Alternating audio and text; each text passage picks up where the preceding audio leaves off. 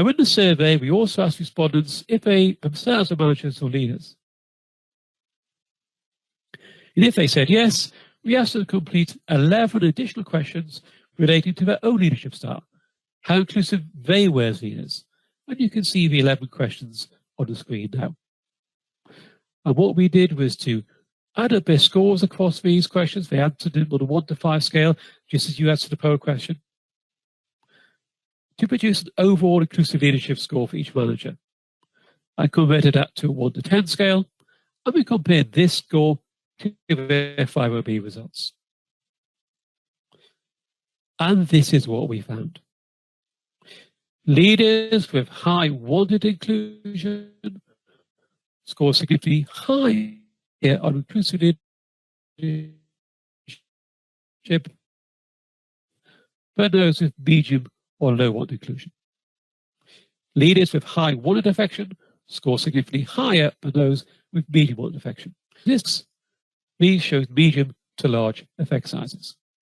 So all things being equal, managers who are high on wanted inclusion and high on wanted affection may tend to be more inclusive as leaders, and may well be seen as more inclusive by the people who report to them. And managers who have a medium score, interestingly, are seen as the least inclusive.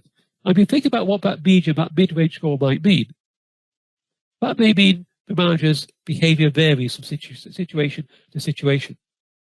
And it may be that these managers are less easily understood by their reports, just because their interpersonal behavior may depend on the situation they're in or who they're working with. So let's try and put this into practice a little. Let's look at this manager, Manager X. And if you look at Manager X's results, Express Control is the only high score she has. Wanted affection is medium. All of her scores are low. So let's look at inclusion.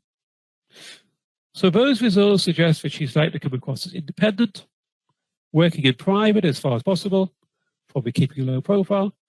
She's fairly unlikely to enjoy mixing or socializing with others, certainly not frequently at work. She may not be seen as being inclusive by her direct reports, both on the basis of just those results and also on the basis of the research we saw on the previous slide. If you look at her control results, those suggest that she's likely to be happy taking charge. She'd like to set clear expectations, create structured processes for her team, and she's likely to have high standards.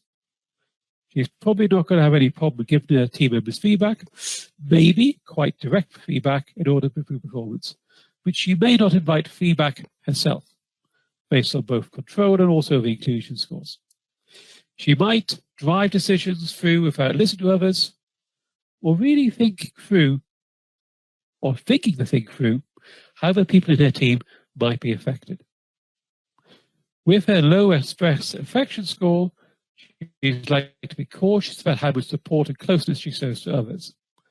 People may see this and in effect treat her as if she had low wanted affection, not sharing their feelings or providing her with encouragement.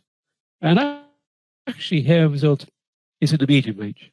So she may not always see this interpersonal need being met in her contact with other people. And if we bring in the research we saw in the previous slide, all of this may suggest that she may not be seen as inclusive by her reports. And that could result in some of the negative impacts on well-being and other factors that we talked about earlier in the presentation. But, and it's a really important but, if she knows her FIRO results, she can see how her management style may affect her relationship with her direct reports.